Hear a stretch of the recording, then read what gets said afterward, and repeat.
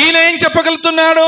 ఆశాపు చెప్తున్నాడు, నేనైతే దేవుని స్తుతిస్తూ ప్రచురించుదును. ఈరోజు నీవు ప్రశ్నించుకోవాలి, నేనేం చేయగలుగుతున్నాను?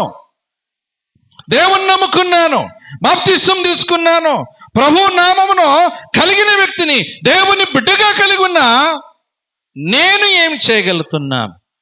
దేవుని స్తుతిస్తున్నానా? దేవుణ్ణి ప్రచురపరచగలుగుతున్నానా? ఎంతమంది చెప్పగలుగుతారు? ఆశాపు అంటున్నాడు, నేను దేవుని స్తుతిస్తాను అంటున్నాడు, ప్రచురము చేస్తానని ఆయన నేనైతే అంటున్నాడు.